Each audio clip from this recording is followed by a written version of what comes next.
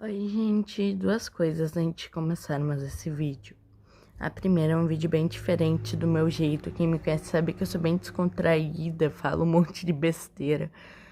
Mas esse vídeo é bem sério, tá? Segunda coisa, eu gostaria de dizer que se você tem algum problema psicológico, problema com gatilho, ou é uma pessoa sensível, whatever, não recomendo assistir esse vídeo, porque vai ser um vídeo bem pesado e bem intimista sobre mim e uma experiência bem punk que eu sofri. Então é isso.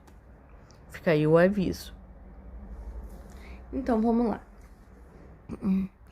Eu sempre fui uma criança que sempre gostei muito de conversar, fazer amizades e tudo mais, mas eu sempre tive dificuldade para isso, porque eu era muito diferente das outras, eu era muito esquisita. Então, apesar de eu querer ter amigos, eu não conseguia ter amigos. E então eu acabava ficando muito solitária, ok? E isso com o tempo só foi piorando, eu fui sofrendo de solitária, eu fui pra bullying, enfim, eu fui cada vez ficando mais escanteada na escola e, enfim, na vida. E com o tempo eu fui adquirindo uma depressão devido a essa solidão que eu sofri, tá? E eu tava me sentindo muito sozinha e desde muito nova tive acesso à internet. Então, eu tava sozinha, enfim, e daí no início, óbvio, minha mãe controlava, mas e depois ela foi meio deixando um pouco e tinha um canal que eu gostava muito de ver no YouTube. E esse canal falava sobre Segunda Guerra, fatos e tal, coisas que eu gostava muito. Era o meu hobby ver sobre essas coisas. E daí eu decidi e eu comecei a escrever nessa época. E daí eu decidi mandar uma mensagem pro dono do canal para tirar uma dúvida sobre o meu livro, uma dúvida sobre um tema que eu precisava para o meu livro, que eu não tinha encontrado no canal dele. E daí a gente começou a conversar e tudo mais. Eu sabia que ele era um homem, eu sabia que ele era mais velho, mas eu só queria falar sobre história, livros, então eu não vi problema nenhum. Só que o assunto foi evoluindo, foi aumentando. E ele começou a, tipo, falar algumas coisas, tipo, mais íntimas sobre masturbação, decote de peito, pedir pra me mandar foto do decote. E como eu não queria perder aquela amizade, que eu já tava num ponto que eu tava muito apegada a ele, porque eu sentia que ele era a única pessoa que realmente gostava de mim, eu mandava, eu falava, e assim as coisas foram acontecendo. Daí, quando até um ponto que eu percebi que aquilo tava errado e tudo mais, falei pros meus pais, falei na escola, falei pros meus pais. Então, voltando, falei pra minha escola, falei pros meus pais, a gente a princípio ia fazer uma denúncia, mas o policial falou que era só um decote, que não tinha muita coisa contra ele, por mais que ele também achasse aquilo errado, não tinha muito o que pela lei justificasse uma denúncia. Tá, voltamos pra casa, seguimos a vida, meu pai e minha mãe conversaram comigo e seguimos. Daí, passou-se uns meses, que eu acho que foi um ano, eu não me lembro certo o período de tempo, desculpa. Eu voltei a ficar muito mal, me senti muito sozinha, e daí eu resolvi voltar a falar com ele, porque afinal ele era a única pessoa que me entendia, e por mais que eu achasse que ele fazia algumas coisas meio erradas, eram os maus, não era? Daí comecei a falar com ele e a coisa foi cada vez evoluindo mais, a troca de nudes, cenas de submissão, até que eu de fato virei a escrava sexual dele e a gente tinha planos de quando eu fosse maior eu ia morar com ele e ser de fato a escrava dele. E ele me mandou gravar vídeos bebendo água sanitária e diversas outras coisas, secar de quatro no chão. E antes que vocês me perguntam, como é que ele te obrigou se tu tava virtualmente? Quero deixar claro aqui que eu tava muito apegada a ele e que ele era pra mim a única pessoa, meu único amigo, entendeu? Então, como eu tava muito apegada a ele, eu queria fazer tudo que ele me mandasse pra provar que eu merecia ele, entendeu? É uma coisa bem doentia, mas é verdade, desculpa. E só que eu comecei a perceber o quão abusivo isso era. Na real eu já sabia, mas eu tava tipo assim, porque eu não queria perder um amigo, eu não queria perder, tipo, ele. E mesmo no fundo sabendo que era abusivo, eu até queria sair, mas eu não conseguia porque eu sempre acabava voltando pra ele. Daí um dia ele falou mais ou menos assim, ele perguntou, o que tu almoçou? Eu disse comida. E daí ele falou assim, tá vendo que alguém tá louca pra ficar de olho roxo. E daí, depois dessas atitudes, eu fui percebendo e fui ficando com um pouco de medo. Daí, eu contei para uns amigos no grupo de ginástica que eu tô. E eles pediram o WhatsApp desse cara, foram xingar ele. Isso já faz um tempinho. E eu finalmente tive força pra contar tudo isso que aconteceu pros meus pais de novo. Que também foi um rolê bem doido, como eles acabaram descobrindo, como eu acabei contando pra eles. E só que daí eu resolvi falar num grupo que eu tô no Facebook sobre tudo isso.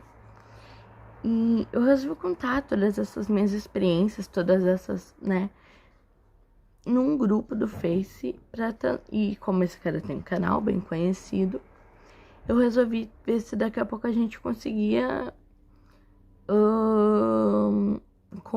derrubar o canal ou mostrar para as pessoas como ele é de verdade, entendeu? Porque quem vê o canal dele, ele parece uma pessoa muito certa, muito ética, mas ele não é assim. E daí algumas pessoas que conheciam o canal e tudo mais começaram a dizer que eu tava difamando o cara, que tava inventando aquilo, sabe? Uns negócios bem nada a ver. E eu comecei a me sentir muito mal, porque eu sei que eu não tô inventando, entendeu? Eu não tô chorando aqui agora, até porque eu sei que alguns devem estar pensando, tá, ela tá muito fria. Mas é porque ontem eu tava chorando horrores quando falaram que eu tava inventando. Mas eu meio que tô tentando superar um pouco isso e tô tentando levar a vida, entendeu? Mas é difícil. E quando duvidaram de mim, eu comecei a mostrar algumas provas que eu tenho. Mas eu não mostrei muitas porque o meu celular, que é onde eu tenho todas as outras provas, está sem bateria. Eu tô usando o do meu pai. E daí as pessoas começaram cada vez mais a inventar uma coisa, inventar outra. Tipo, distorcer aquilo que eu falava pra parecer que eu tava, tipo, mentindo. Mas eu não tava, entendeu? E, pra ser justo, teve muitas meninas, mulheres, que me apoiaram, que realmente acreditaram em mim e eu agradeço de verdade a elas. Mas a maioria homens e infelizmente até algumas mulheres se mostraram contra mim, tipo, duvidando, dizendo que eu não tinha provas, enfim. E dizendo que eu... E quando eu apaguei o post, porque eu fiquei muito mal, um cara disse que eu apaguei porque tinha sido desmascarada. Mas, tipo, eu não, como eu me desmascarar se eu não tava mentindo? Então, na nossa sociedade, infelizmente, é assim. Se tu não tiver um emocional super firme na hora de denunciar, se tu não tiver tudo, tipo, porque eu também não fiquei printando um monte de coisas com o nome, tipo, as vídeos que a gente fazia.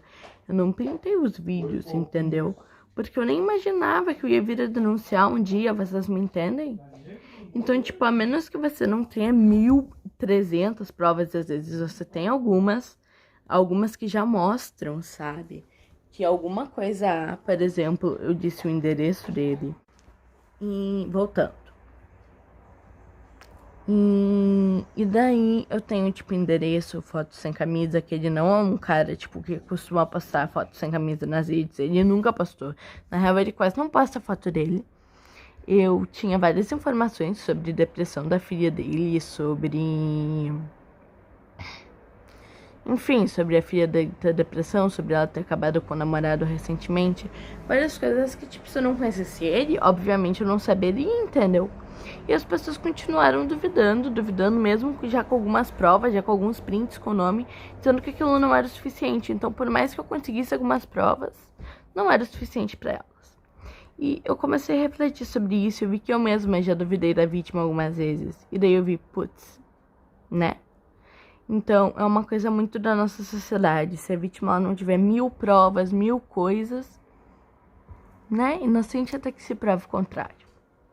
Pois, eu entendo que tem muita gente de má fé que sai acusando, mas eu acredito que tem muito mais homens que se aproveitam dessas poucas mulheres de má fé, fazem os seus atos, e as pessoas se apegam a esses atos de má fé de algumas mulheres para inocentar esses milhares de homens que são muito mais, que abusam de meninas, que fazem coisas horríveis, como esse caso que eu passei. Então eu tentei resumir nesse vídeo o máximo aqui pra vocês. Vai ficar um pouco longo, mas eu precisava falar pra vocês. É isso. Obrigada, gente. E a reflexão que eu quero que fique nesse vídeo é: não duvide da vítima, acredite na vítima, entendeu? Converse, ajude, porque tipo assim, eu mesma só fui ver todo esse lado da vítima quando eu fui a vítima, então eu sei que é difícil.